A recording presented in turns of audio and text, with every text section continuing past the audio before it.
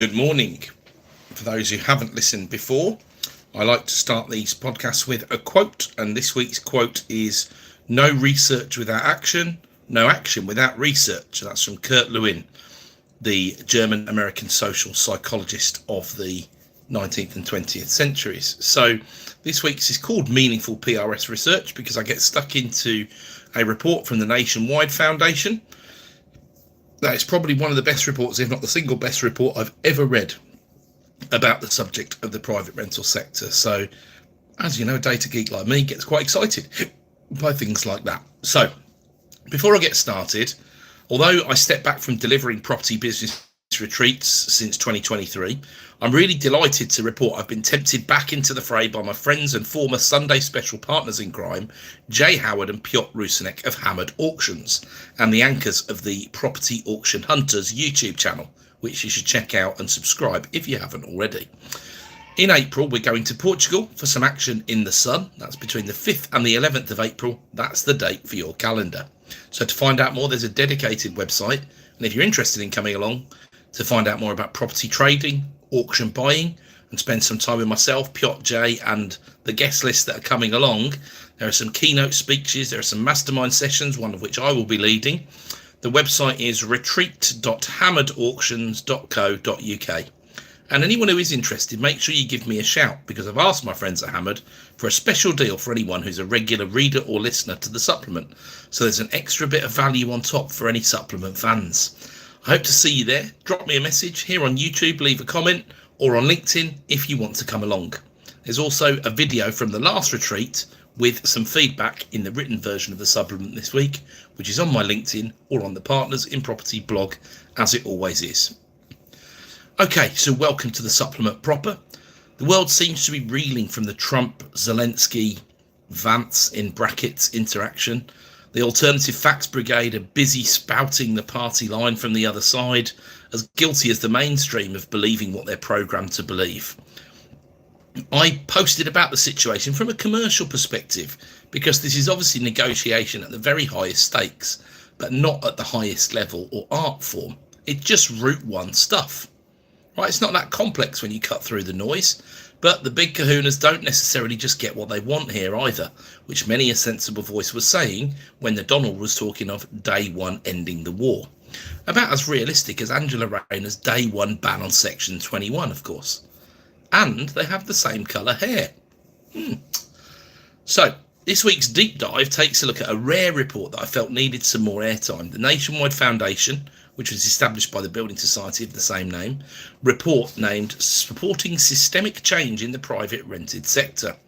Snappy it isn't, but when's the last time you saw a report that would look at the PRS in any way other than to try and shrink, decry or destroy it, or even recognise it as having any form of positive purpose? Let's be honest. I also take a look at the most recent Zoopla report, as there's a couple of broader points I'd like to draw out of it. In the real-time slot, Chris Watkin and the Property Market Show hit the button once more. We get to ask that question we love to know the answer to: what is currently happening in the UK property market? As we get the report on week 7 of 2025, remember we always run 1 week behind here, we see the listings data continuing to revert back towards the mean after an insanely hot start in terms of the numbers of listings in 2025. And 2025 is still the biggest start to the year for listings since 2016, if not before. Chris's data only goes back to 2017. It's still 9% higher than the 2024 number, which was, other than this year, the highest year for listings in the sample, and 20% ahead of the pre-pandemic average. It's almost like a lot of people are listing properties for sale. Who might that be, do you think? 12% of stock continues to be reduced compared to 2024's average, a market of more stock than we've been used to, just as 2025 is shaping up, of 11.9%, although the 5-year average is only 10.6 for reductions. So what we're seeing, more stock, more reductions, both in percentage terms and therefore in absolute terms as well. Plenty of reduced stock out there if you're looking for a bargain. And then the gross sales still sit between 2021 and 2022's levels, although they're now on the lower end of that. 27,400 homes sold subject to contracts in week 7. That's 28% higher than the pre-pandemic level. 22% fell through. That's still below the 24.2% 7-year average, and net sales look similarly outsized, 21,300, and 135,000 net sales so far in 2025, 22% higher than the pre-pandemic 3-year average to date. Now, I always like to give Chris some weekly love here because he's more prolific than just this epic tome he releases weekly on the UK property market.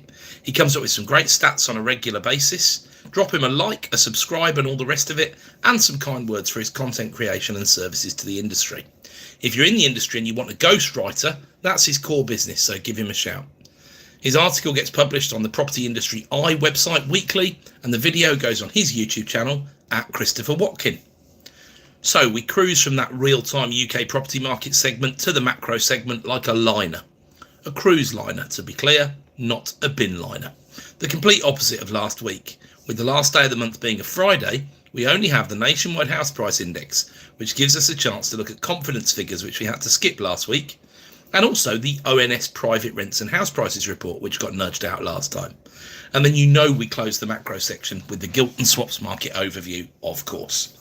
So nationwide, they're always first to the party. February's figures, according to them, 0.4 up month on month, 3.9% up year on year. The report notes 14% more housing transactions in the second half of 2024 when compared to the second half of 2023. But 2024 transactions were still 6% down on pre-pandemic, so not far off normal then. Cash transactions, however, were 2% up on pre-pandemic levels.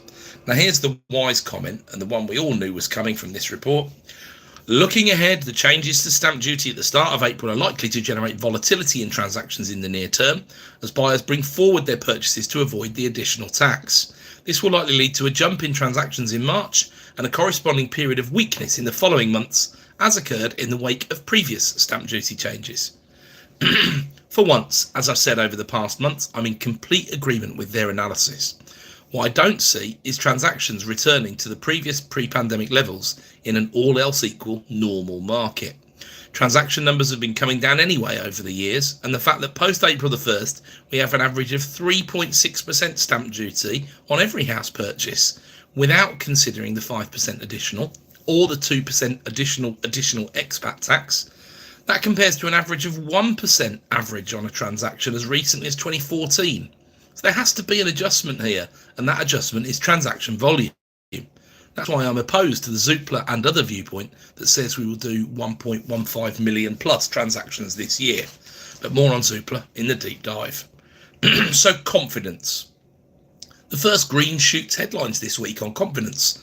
CBI industrial trends show an expectation of a modest rise in volumes in the 3 months to May for the first time in a while. And remember, they discussed manufacturing primarily at the CBI industrial trends. It was a big move as well, reading of +8 versus -19 in January's report, so it must go down as a considerable improvement. The net balance of confidence of -28, although it sounds bad, was also the best it's been for 3 months as well. Yes, we're still well below long-run averages. Let's just hope we've seen the worst of the self-fulfilling prophecy. The dressing room is once again Rachel Reeves's to lose, I'd suggest. Now, I do have to pay heed to a handful of people who are much more positive about Labour on social media than I am. I have a tendency to write these people off as politically motivated, whilst considering myself an unblemished bastion of political neutrality. Now, that's unlikely in the real world. I'm as inherently flawed as everyone else. The crux of their argument is mostly that this overall rhetoric is a big bluff by business, and things aren't as bad as they say. Indeed, Next, the big company, measured the cost of the employer's national insurance increase at £70 million on their £1 billion profit base, so about 7%. The issue, of course, is how that hits small businesses, younger people, and particularly unskilled jobs, which have an even larger economic cost. So, as often happens, I really hope these people are right and that I'm wrong. The recent news certainly softens my concerns that unemployment will touch 5%, and I'm back to feeling that 4.8 will be more correct.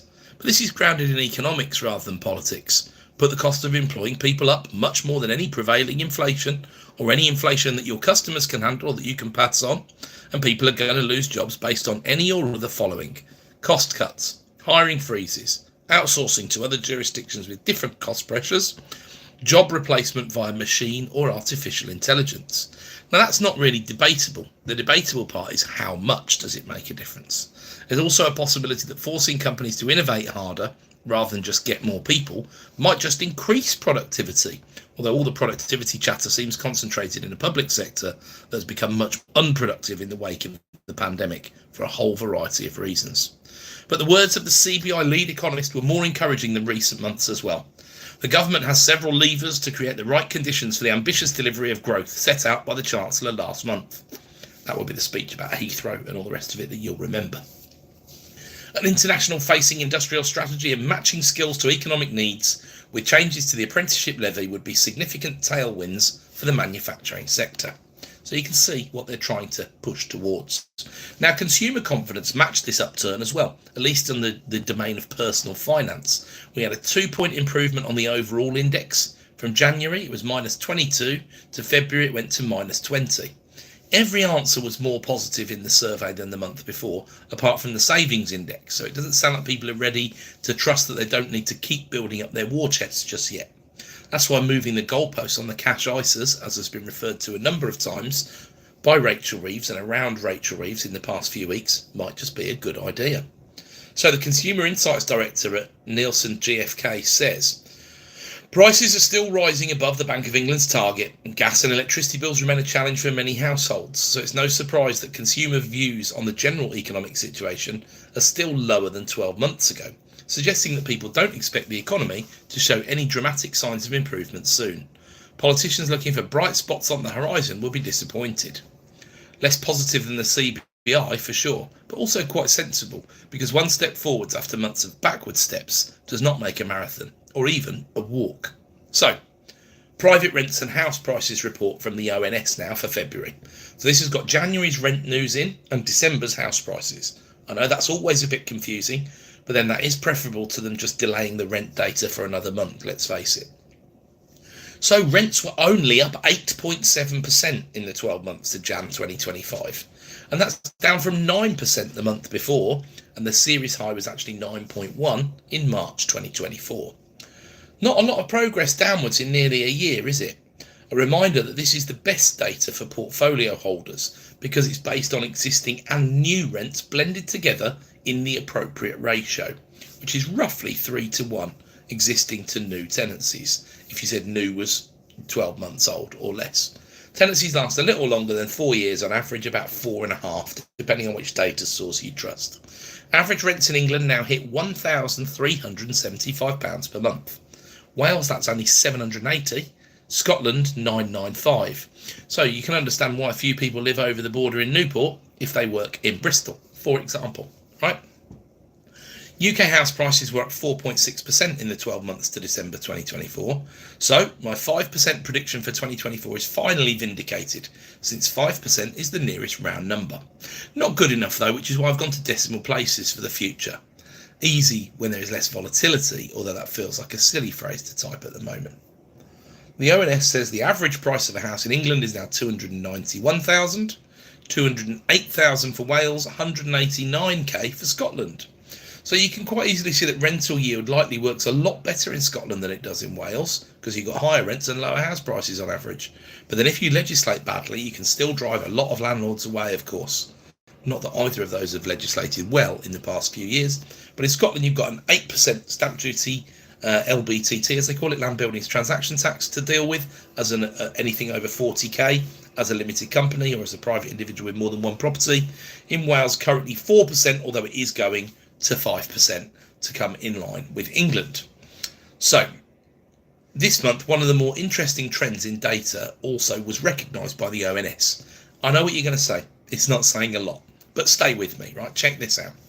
UK House Price Index's reference period has been updated from January 2015 to January 2023 to reflect the observed reduction in the size of the average UK property sold and its increased tendency to be in a cheaper part of the UK. This has led to a 7.9% downward shift for the average UK property price level series. So what does that mean? Well, in my language, it means that cheaper houses have continued changing hands at a reasonable rate, but more expensive houses have started to be hoarded a lot more. Now, they did do a whole blog post about this, because this is exciting for the ONS. There is a post on the ONS blog if you want to read it from the 19th of February, keeping average house prices up to date, if you want to go and search it out. There is a link also in the written version of the supplement on my LinkedIn. Now, if you do go and click on that link, I suspect you're about every bit as much as fun as I am when you're down the pub, likely to be a brother from another mother or a sister from another mister. So why did this happen? Well, stamp duty, more landlords selling and they tend to own cheaper properties for yield. Both are highly possible. I'd be surprised if both weren't contributory factors, to be honest. But stamp is the one that really moves me these days. So prices down 7.9% on average in terms of what actually transacts. Now that corresponds in today's terms to about £23,000. There's all sorts of ways this could be misinterpreted, but I think I've said enough on it to hopefully make that make sense to you. And then the area between the curves on this week's image, that's between rent increases, percentage terms, and house price increases, is also very interesting. This is why I used it as this week's image, again on my LinkedIn or on the Partners in Property blog. The sum of the area between the two lines, now when we were going through the pandemic, house prices were going up a lot faster than rents were. Then we had a crossover period in 2022 and rents are now going up much faster than house prices are. Of course, house prices actually went down just a little bit, but they went down in 2023. So there's a huge difference between these two areas of the curve. And when you compare those two areas, you can actually see which one or the other has the whip hand, because we spent most of the last decade with prices going up faster than rents did, almost exclusively in the 2010s. So it's all a bit of a change in dynamics. So in terms of English prices, inflation in house prices exceeded 5% in 2024 for the East Midlands and in the North, all three regions of the North, which is North East, North West and Yorkshire and Humber. London was 0.0% according to the ONS, and nearly everywhere else made at least 4%. Rents wise though, the graph, as it has been over recent months and years, is almost on its head for England. London rents are up 11% according to the ONS. Now that suggests, because numbers vary on new London rents, but about 1.5% has been quoted quite widely, that tenants with existing tenancies in London have had punishing rent rises averaging around 15%. That's an incredible amount of fallout you would expect from that. That's a serious rise. But the North West does well on both tables and has been doing so for some time. Right, its rents up 9.7 for 2024, quite a bit more than the capital value increase of 5.4. But however you slice the lemon, yields have increased in all the regions of England apart from Yorkshire and the Humber, because their rents were only up 5.3 and their capital values were up 5.9. No other region of England had rents rising less than 6.7%. Now when you compare them, the East Midlands still looks cheap for rent as it goes. In April, most likely, we'll get some regional GDP figures, and that will be an exciting deep dive at the time, because there are so often regional foibles that we don't understand and really don't have that much publicly available data on. There's some super interactive maps on the ONS site as part of the report you can really geek out on if you're so inclined. Solihull is currently up 11.3% year on year for rents, and the average 3-bed costs £12.20 per month to rent. That looked cheap to me, but the borough is a lot bigger than the town. A new 3-bed rental, of which there are 34 on Rightmove, with 24 available and 10 let agreed, which suggests a cooling market, ranges from £3,250 to £1,200. But the realistic top other than spectacular outliers is £1,800, and £1,500 is about the median. So a median new let is £1,500 and a median existing let is £1,220, or a discount of 18.7%, or a premium of 23% on a new tenancy if you prefer to put it that way around. The ONS, when they last cited it, cited a discount on an existing tenancy at about 13% nationwide. But of course it could be rising rents. Since rents are rising quickly, that could be inflating, although if existing rents are moving faster than new rents, then the opposite would be true. Okay, enough navel gazing. As you can tell, these figures fascinate me, but if you want locally specific stuff, you can check out the source yourself at the ONS website, inflation and price indices bulletins, private rent and house prices for February 2025, and you can find the interactive maps in there. They're quite cool, and it is Sunday, so spoil yourself, why not? That takes us to the remainder then, the gilts and swaps. The open for the week on the 5-year 4.249% yield. The close, 4.183% yield. Tick. I told you last week the trend was down in quiet news weeks. Plus, the market reacted most when Swati Dhingra, the confirmed and committed dove on the Monetary Policy Committee, made a speech. Whenever she speaks, she always talks about the need to cut rates. But this is what the market decided to believe, though. The next piece of sizable news and the reaction to it will tell us more about whether the market now thinks the 4.1-ish% yield range for the 5-year is about right. It's still towards the higher end of my idea of an acceptable range, which is 3.75 to 4.25, taking everything into account at the moment. I think there's still downside room, but what do I know? Thursday's close at 4.199 for the 5-year gilt and 3.882 for the 5-year SONIA swap still preserves a discount for the swap of about 32 basis points or so. And that 5-year print for the first time is lower than both 1 month ago and also 1 year ago. That's the last time I can remember seeing that in recent times, so it's a nice touch. There's still downside room here though, although I also think the discount might start to shrink, and so 30 points below the gilt yield, as and when that does happen, doesn't necessarily take it off the swap, and therefore doesn't necessarily take it off the 5-year mortgage rate. Now for me, I need to see the spring statement and what happens. There's 4 weeks to go before I make any firmer decisions about moving down my current forecasts of 6% for 5-year limited company no fee debt. Things do look about as positive as they have done for some time on this front, probably since the budget, to be honest. The trend still looks like our collective friend, and that's a bonus. Okay, masks on for the deep dive. First up, following on from that rents and house prices report from the ONS, Zoopla's efforts. They always do something that's about a month in arrears, but badged as this month's report. But they do make one particular series of points that I wanted to get into about flats versus houses. They always have some good and interesting angles to the interim reports from Nationwide and Halifax, who can, after a while, get a bit dry, especially on the non-quarterly ones, which the quarterly ones do tend to have a bit more meat on the bones. As usual, though, I think the analysis needs a bit more depth. They break the ground, so picking on Zoopla feels a little unfair, as their analysis is at a much higher and more useful level than so many of the other sources. But still, good research is about taking credible research from others and taking it to the next level. So here we go. Zoopla focuses on the 10% larger amount of sales volume in their headline, and then attempts to tie it to the larger number of properties coming to market. That's what it implies anyway. Sales up 10% year on year, as 11% more homes come to market. But the two aren't related like that in my view. There's more homes being brought to market for two reasons. Firstly, most realise that late 2022, 2023 or even early 2024 was a bad time to put a house on the market. It hasn't suddenly become great overnight, but the uptick in activity promised by a stamp duty deadline, once again, made things a lot more favourable.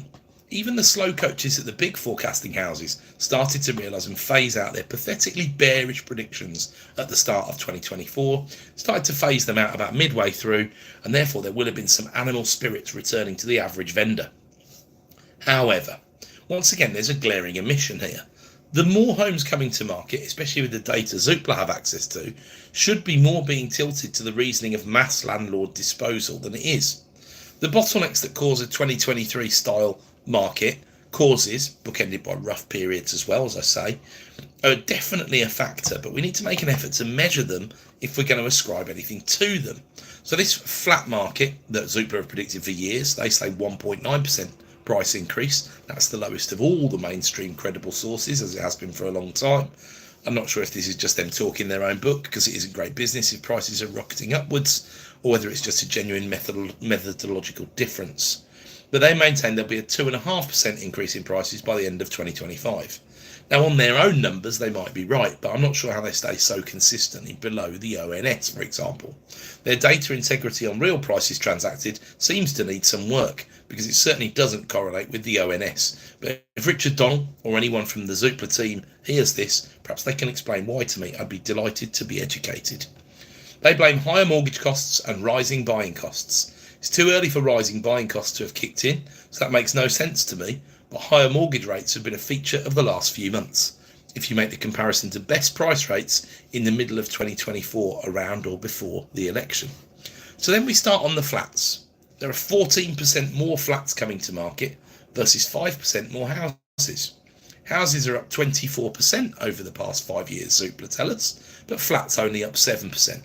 Now that's a huge differential, more than 3 times. I had a look on the ONS House Price Index calculator out of interest. They show 14.9% for flats and maisonettes over the UK over the past 5 years, compared to 25.5% for all properties, which of course contains the flat data in it. You can't just select houses and aggregate them, unfortunately. But I did look at detached houses, up 26.2, semis up 28.7, and terraces up 28.7 as well. So in the real world, it's more like double the difference between house price acceleration and flat price acceleration. But it wouldn't be good business for Zoopla to comment on this, I don't suppose. But if I get the chance to see Richard in person somewhere, I'll ask him, and I'll also ask him if it's okay to share the answer. And if it is, I will share it with you, as long as he doesn't mind giving me an answer, that is. Houses have a price gap to flats of almost double, though. The gap is a 30-year high. Now, this is interesting, right? Despite how much cheaper flats are, buyers are still prioritising houses. Mortgage repayments for a flat are currently 43% below rental costs. I hate this analogy, as I say every time, or this comparison I should say, because rent versus mortgage includes service charge, ground rent, insurance if needed, running repairs apart from anything else. That's a true comparison to rent. I'd suggest mortgage times about 1.4 if I was going to come up with a multiplier here, which would bring the two comparables a lot closer together. But then if he means mortgage repayments actually including repayment capital, that also has to be taken into account, because you are actually paying down a loan. When you're paying rent, the landlord is normally servicing a mortgage, which is interest only rather than repayment. So their final conclusion from the summary seems sensible. Strong earnings growth is supporting activity. They often miss that nuance that the availability of credit is proven to be more important than earnings growth as it goes. Although they talk a lot about the price of credit, but a greater supply of homes for sale is expected to keep price inflation in check. So in summary, we have many more flats for sale. That's potentially keeping prices down. And even though they're comparatively cheap compared to houses, they aren't cheap enough to get people interested. But before we start on the meat of their analysis, let's do a bit of critical thinking of our own. What's changed? Well, let's look at that 30-year time period. Let me start with a very obvious statement. Every year, every flat that already exists loses a year from its balance of years left. New are also created every year. In the English Housing Survey 2021 to 22, which was the last one that looked in any detail at leasehold, unfortunately, the breakdown we get is that when it comes to flats, 33% have a lease longer than 126 years at the time of purchase. 37% have got 99 to 125 years left, 20% have got 80 to 98 years left, and 10% have between 21 and 79 years left, all at the time of purchase, for clarity. What we don't know is how many of those shorter leases get extended.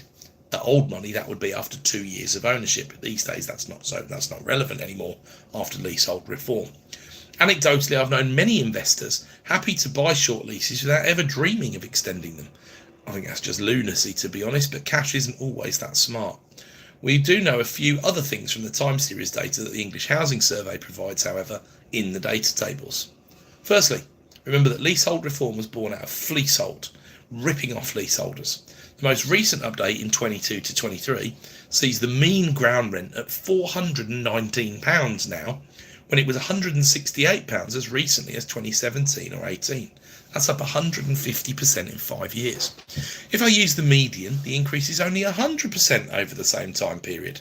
But you can see why flats aren't so attractive, right?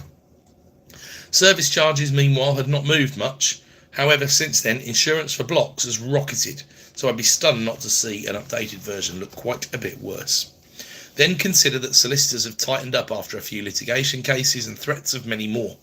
The chances of a solicitor highlighting the downsides of a leasehold much more vigorously than pre-pandemic are extremely high. So where does all this go? Well, all of these are reasons why flats are less desirable, but much less desirable to standard owner occupiers and landlords in this day and age.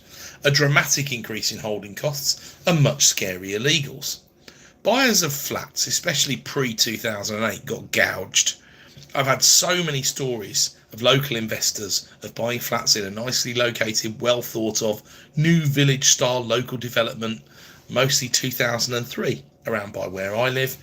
And every single one of them I've ever spoken to who bought a flat or more than one flat there for investment actually lost money over the years, let alone when you count the opportunity cost of not having that money in a house or in the secondary market locally. They'd have doubled their investment or more.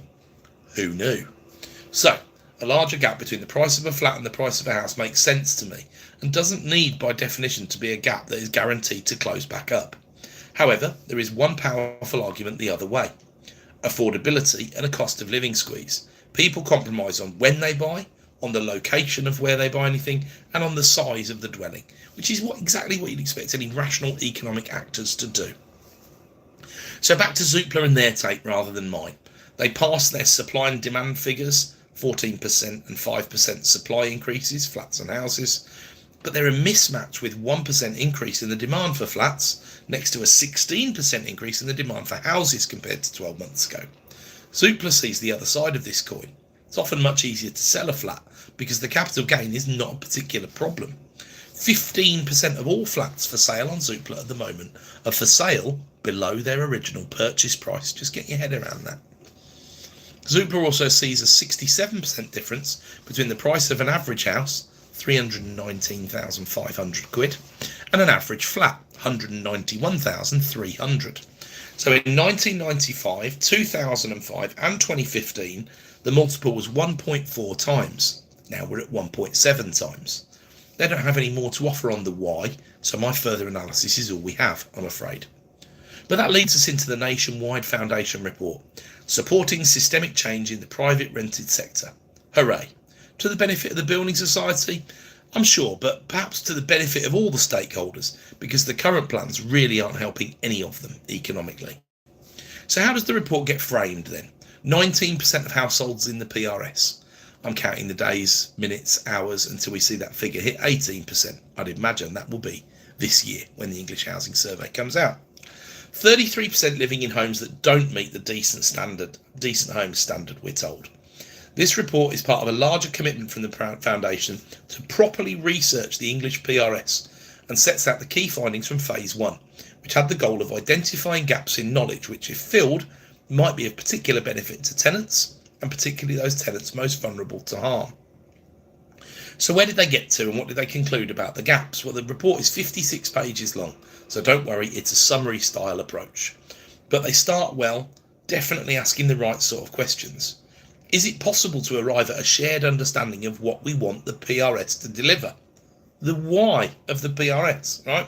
Then they explain why that's an important question, because PRS policy that builds on consensus is less likely to result in compromised and contested interventions that run a high risk of unintended consequences. Now, finally, in my head, that says someone is making the right noises. But how do they know? Well, probably because they can already see the unintended consequences in action, of course. Then next up, another observation not made very often. The PRS has grown over time to meet housing needs of a growing population. However, how has it grown? Absorbing properties from other tenures, social, via right to buy circuitously, is one way that's happened. In May 2024, the New Economics Foundation estimated that 41% of all council homes sold under right to buy had ended up rented in the private market. And then when you go regional on that, that breaks back to 86% of former social homes in Brighton sold on the private market as the outlier. What has this meant for local communities? And you could say, like in Brighton, the financial incentive to do that has been much higher because prices have gone up so much. So, this same sort of question is then levelled about the other way of procurement from the owner-occupied market. Now, I'm going to comment here, but I'm also completely tainted by my own experiences, and therefore I'm reliant on you guys, the listeners, to add their experiences as well. I can understand why at a high level those look like the two questions to ask. At this time in the history of buy-to-let, it feels a little bit moot, since the crushing of the private rental sector is leading to what's almost certainly net disposals. We won't find out the official figures until the end of the year, as I've said. But my contention is that you can't have all of these extra listings in the UK property market without them coming from somewhere. And one place they are coming from is landlord net disposal. Then my own efforts. Hundreds of refurbs of derelict properties, often procured via auction rooms in which there were no first-time buyers. There were two choices: an empty home not habitable under HHSRS, but habitable according to HMRC for stamp duty land tax purposes, or a refurbished privately rented property made safe, watertight, weathertight and good because of the commercial incentive to do so. I perhaps need not remind you there are now 1.2 million empty homes in England, so some of them sit because the commercial incentive to make them good is no longer there. If that's a former socially rented property, there's limited relevance in that, of course. I've no doubt in the growth period of the buy-to-let sector, let us characterise it as 1996 to 2017, because that's about right on all the graphs I ever see, that homes were taken out of the owner-occupier market by primarily amateur or small landlords buying homes for investment. A lot of others exist because a landlord owned a property and moved into another one. So the one they bought stayed in the owner-occupier market, but then became a buy-to-let later down the line, another nuance. However, that practice largely stopped in 2017 and started to reverse, with a bit of a wobble back upwards when the zero interest policies of 2021 and the massive economic stimulus around COVID really kicked in. But PRS stock plus empty stock really hasn't grown since 2017, in spite of the population growing by high single-digit percentage points since then. So, this feels like a good question, but with more historical relevance. Everything we buy these days is either ex-rental that's empty, an empty house needing significant works, or a going concern that's currently tenanted. Anyone procuring at auction is pretty much doing the same thing. The one single corporate that I know in the sector are also doing the same thing. It's also the easiest, way to generate returns at the point of purchase and add value. Ergo, the more professional a sector becomes, the more this becomes the methodology adopted. So gone are the golden days where you could just buy the average property at a sticker price and expect to make a profit. Ended by George Osborne's 2015 budget, or at least that was the beginning of the end. Stamp duty to 5% additional just enhances the strength of that position. I've seen a decent handful of posts now on socials from people who I can only assume are not that well informed, but still know that UK property is a good investment. They've taken a look at buying another one and gone 10% stamp duty, forget it. They're obviously buying above 250,000. And no, it isn't still 10% total, but it is 10% marginal.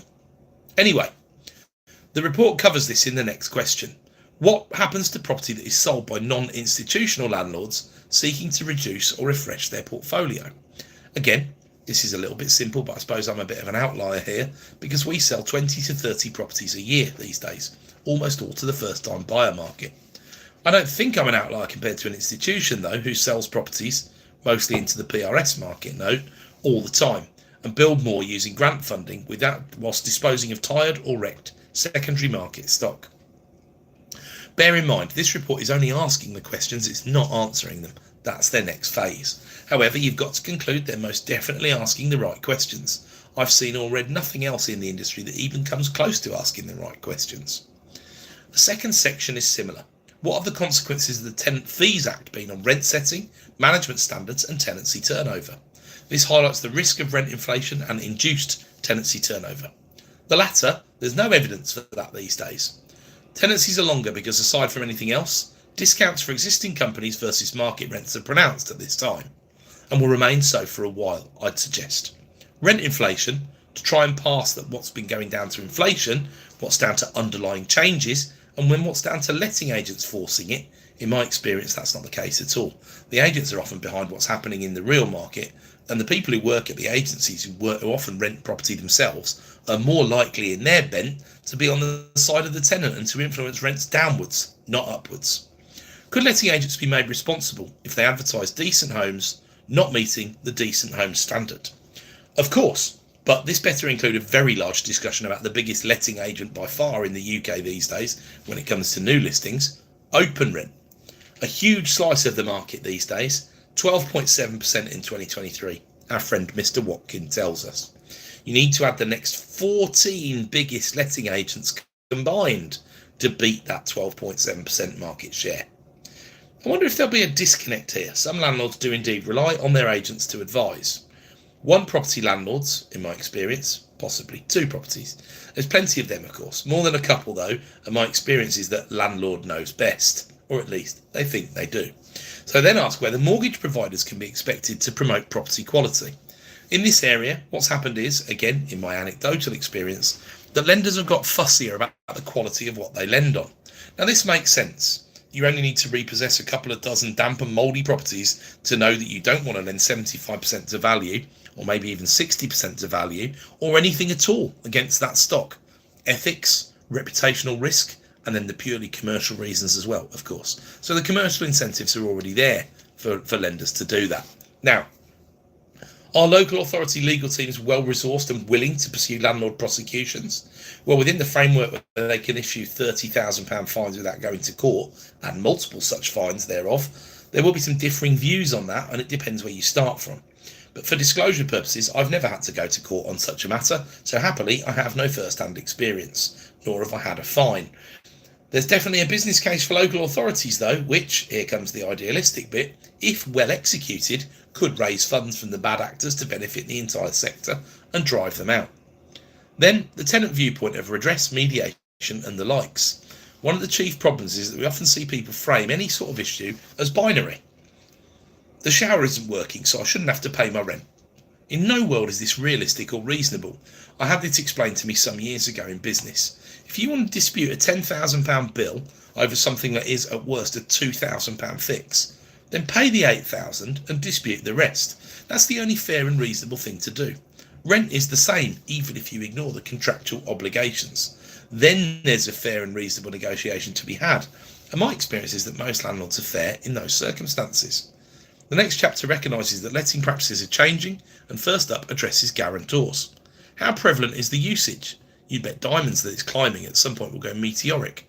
And what does this mean for guarantors? Then, what obstacles are in the way of purchase and sale of tenanted properties? Where'd you go with that one? I can imagine a whole raft of measures that would sound good in a boardroom but not addressing the real life problems. The economics of supply and demand being one, of course.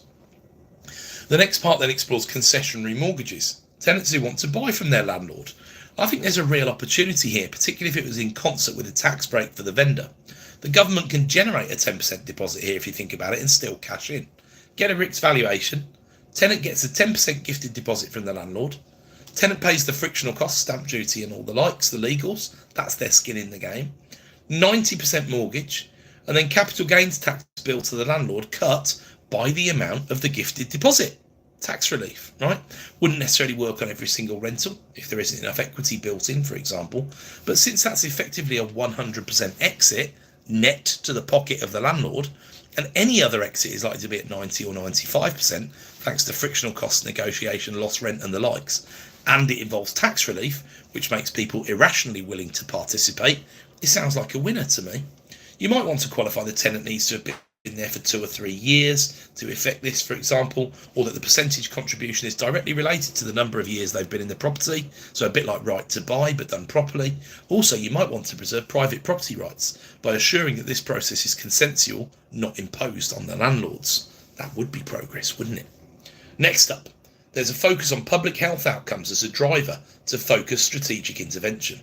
Now, this would help at a higher level to really understand the cost of poor housing, although I fear a lot of problems with an expensive set of solutions, naturally. But this prioritisation makes sense at the macro level. Then there's a push for more data sets for the PRS. Of course, I'd be hugely in favour, but I do also note the regular paucity of data within the PRS for decision making. We've only had a proper rents report on the PRS for 1 year at the ONS, for example, although they do have 20 years worth of data. These are good questions, and there are a couple of other local authority related ones. I would just highlight the question over how the change in devolution and bigger councils would affect this, presumably for the better, because larger organisations should be able to make better decisions. And then as I say that, I think of the track record of Birmingham City Council. The last question in this section is about permitted development and preventing PD creating substandard rentals. Again, I see this as something that's happened, but not something that's actively happening. But I'd be interested in thoughts on this one too. Then a sector that is horrifically looked after as far as the data goes, HMO. First question, is licensing reducing HMO numbers? Now you'd have to think so, because shining a torch on some of the rooms that are out there is bound to flush them out of the sector. You only need to go to the valuation office, local housing allowance checker and type the shared room rate in your area. And your likely reaction will be to laugh with derision when you see what it is. In Solihull it is £411.36. So in Solihull, around 40 rooms of the 130 used in the sample that set that rent were £95 a week or less. A quick trip to spare room shows rooms in the Solihull area starting at £525, clustering in the middle at about £600 and being £900 at the top end. So in terms of what's on the market, the LHA rate is at the 0th percentile at the moment. Wouldn't get you one single room. So the next question is ever more pertinent. The further I go into this report, the more I realise just how little the market generally knows and just how much whoever put this together really does understand the problems that the PRS and its customers are facing. How is demand for exempt accommodation impacting on the open HMO market? The suggestion is that local authorities will restrict exempt accommodation provision, which has started happening anyway, mostly because of the number of rogue operators. Then there's a fluffy question. Can an HMO feel like home? Now then they refer to the mediated market. This is where intermediaries are involved, including temporary accommodation, asylum, prison leavers, those at risk of homelessness, care leavers and the likes. There are hundreds of thousands of tenancies like this, no kidding, and very little information available on how this market works. They've hit the bullseye again there. Check out this for an insightful question. The mediated market introduces levels of competition at the bottom end of the PRS. Tenants seeking an open letting arrangement may well be outbid by a mediated market supplier able to offer the landlord a guaranteed rent. Resolving the consequent market distortions may well increase tenant access to more affordable policy.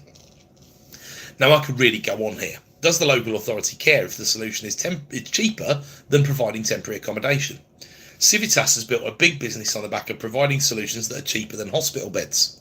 It really depends what you benchmark everything to and whether you look at the total costs. Then the problem's more complex for the landlord at the decision-making end because insurance goes up, neighbours don't like it, providers are somewhere between lax and supremely stringent with what they will take on, mortgages cost more, modifications and improvements are often needed. But credit risk side goes down, no arrears likely. Turnover or void risk goes down or away.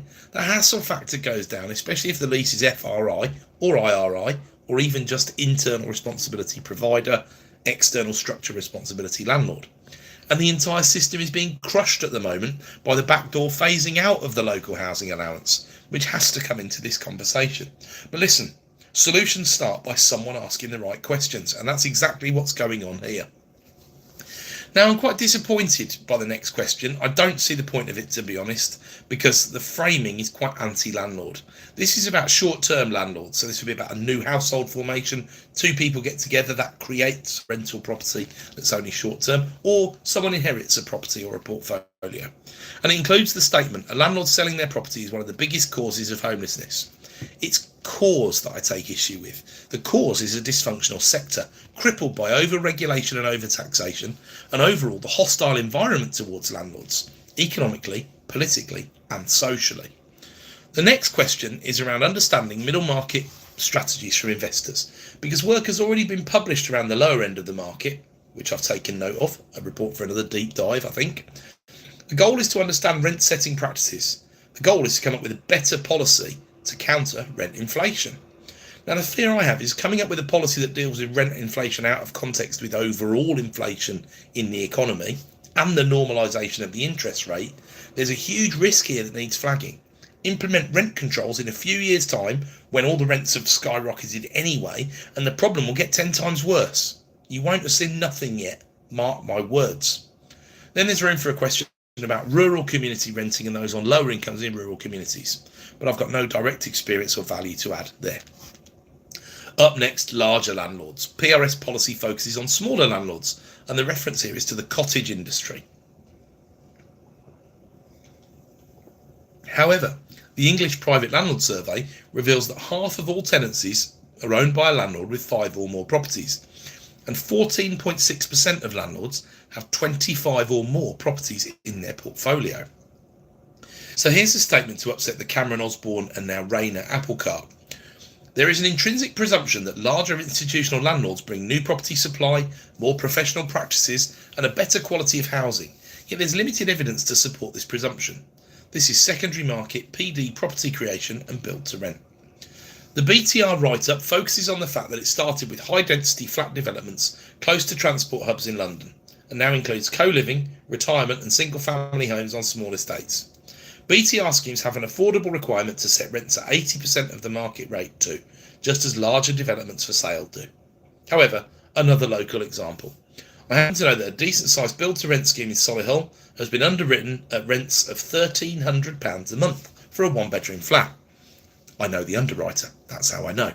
So, reprising my spare room local authority local housing allowance research earlier, that market, one-bed flats in Solihull, currently sits between £825 minimum and £1,250 maximum for new, very nice penthouse sort of standard, right? The median is £900. So from the median, that's a new build premium of 44%. And then the 20% discount on that looks a little crackers at £1,040, which would currently be the 67th percentile of what's on the open market. But that's how these things tend to work. And the location will be great, unless you want to have a car. But don't worry about that for the moment. There's a note made that build to rent within purpose-built student accommodation has inflated rents, which it most certainly has. Affordability has not been that much of a constraint there because students can often get parental subsidies, and if they can't live in that accommodation. Thus, there's a desire to look at the localised impact of build to rent on rental supply and rents. There's also a suggestion to look at affordable build to rent in comparison with open market rental, and satisfaction scores, since larger companies tend to approach tenant experience on a hospitality style basis rather than a more traditional laissez-faire PRS style approach. Then there's a want to look at build to rent delivering more affordable, of course, and how can the government and local authorities support that? The primary pushback here would be, including my Solihull example, affordable isn't affordable. Now, the next question is a hella strategic one. What is the reach of global corporate landlordism into the UK market, and how do tenants fare as property changes hands? My thoughts around the number of empty properties that have started to pop up since international buying has become more and more prevalent, but of course that's not a global corporate model. Brexit discounts, or whatever you want to call them, are likely to persist for some years, yet bringing more currency to the table. I'm just not convinced yet that institutions have much appetite or understanding of residential secondary market policy, property. Build to rent still represents less than 5% of the rental market at this time. The next section is vulnerable tenants, which is one of the areas that the Foundation concentrates on. Some big and searching questions here. Can the PRS accommodate major life course changes? Well, one-bedroom flats, a simplistic answer to a searching question, are often available, however, and often affordable, as is HMO. All works until dependent children are put into the mixer, of course. We must remember that the shared accommodation rate that I derided earlier doesn't just apply to HMO rooms. It applies to all claims under 35 for single tenants and creates a double disadvantage, as the report highlights. Low income renting relying on a lower level of benefit. There's a want to examine the long-term societal impacts of the shared accommodation rate on younger people and their families, which is creditable. Austerity that creates a 10 times larger problem down the line isn't austerity at all, as we've been busy finding out over the past decade. Then there's a question you think would have been asked before, and it isn't quite framed in as snappy a way as this, but why do people move? Particularly frequent movers? For work? For other reasons? Understanding why might lead to more effective policy. Hallelujah. Then there's questions around intervention to support those at the greatest risk of being exploited or marginalised, and whether the landscape of vulnerability has changed during the cost of living crisis. There's not much I can add here. I've been involved in some sad situations where previous landlords have indeed been either covertly or overtly exploitative, and I've got some stories I could tell you that would make your toes curl, but they won't add value to the overall debate, and there's no need for me to put you through it. I'll save that for a tell-all book one day, or similar. Then the last point is around retrofitting, and what a good subject to end on. There's a recognition that the number of Category 1 hazards have been falling in the PRS, but not an understanding of why. Have there been improvements across the board? Are the poorer properties being flushed out of the sector? Well, I'd suggest that's at least part of the reason. How to explain the improvement rather than just note it? Then a biggie. Can we arrive at an effective funding model or policy level to support the movement of the PRS towards carbon neutrality? A question that absolutely should have been asked and answered before EPC announcements around 2028 or 2030, pending consultation number 72 or whatever it is by now. So what a great start. Now to reality. The foundation tends to publish about 1 or 2 pieces of work a year on the PRS, and so 2025's allocation is maybe done. The need is for someone at governmental level, local or central, to pick this up and decide to do something about these very important topics that have been raised. Great work and a very good read, but in a way that always frustrates me, there are now more questions than answers. However, there is hope because there are organisations with funding that are asking the right questions and have a voice. So the next stage is set out on their website. £300,000 worth of research approved for phase 2 of the research, 2-year timescale. 3 questions set for answering, and what great choices they are. Number 1, the role and behaviour of letting agents. I do wonder if they've missed the open rent point, but I guess the research will tell us. 52% of landlords use a letting agent, that's their opening gambit. But what percentage of 25 plus property landlords use an agent? Although I use a whole number of agencies for various reasons, and with varying degrees of control and ownership over them, so there we go. Establishing the scale and impact of the mediated market. That report will really blow the doors off and shine a light on a few major issues within it. And then assessing the local impact of build to rent. I'm surprised this has been funded. This is a wise move by the foundation because the next generation are much more likely to be impacted and benefit or suffer or both from build to rent than the current one. They've really gone after areas where there's little or no knowledge out there in the public domain. Very creditable. The vast majority of the money comes from the Nationwide Bank, almost all of it. The rest of their reserves are donated staff time from Nationwide and also return on investments on their reserves. The foundation is well capitalised. We will hear who is delivering what on these reporting fronts in spring 2025. So, we're already there, right? Yay! I know that went on a bit, or a lot, but I hope you enjoyed it. I loved geeking out on it.